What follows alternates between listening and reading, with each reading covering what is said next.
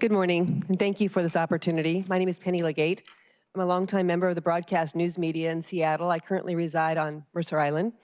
And I want you to look at me not as a member of the media today, but as a mother who lost her child to an accidental heroin overdose. On June 12, 2012, my beloved daughter, Mara, age 19, died in my home of a heroin overdose. Mara had been in recovery for nearly a year. She had fought hard to stay well, and she relapsed, which is a common occurrence in this chronic medical condition. And as we know, people who relapse aren't used to having the drug in their body, and it's very common for them to die of overdoses, and that is what happened to my daughter. I agonized so many times about the what-ifs, as a mother, of course, and they will haunt me to my grave. What if I'd gone down to check on her when she came home that night? What if, what if? What if there'd been a safe consumption site? What if she had had a place to go to? If she knew she was going to relapse and that drug beckoned her back for whatever reason? What if she'd had a place to go? She recognized her substance use disorder. We talked about it many times. We talked about the fact that if she did use again, it would be like Russian roulette. The needle is like a gun to your head. She knew that. At this point in her life, Mara wanted to stay sober. She wanted to stay well. She was struggling very hard to stay in recovery.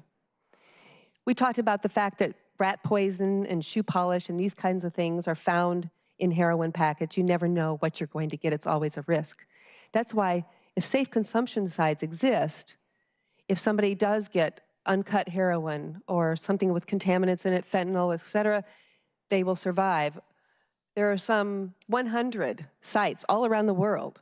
We're far behind when it comes to the rest of the world in terms of dealing with safe consumption sites. These 100 sites in 66 different countries have never had anyone die of a drug overdose. We know this is not a complete solution.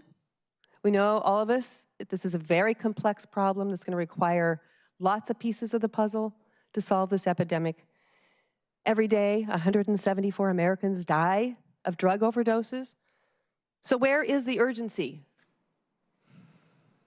I'm urging you today to take action. Seattle has struck out as a leader. We are a bold and innovative city.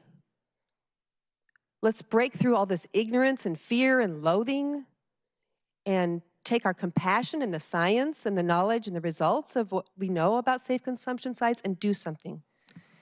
In memory of Mara and the thousands of others who have died and those of us who are left to live without them here on this planet, please take action, and thank you. Thank you, Peggy.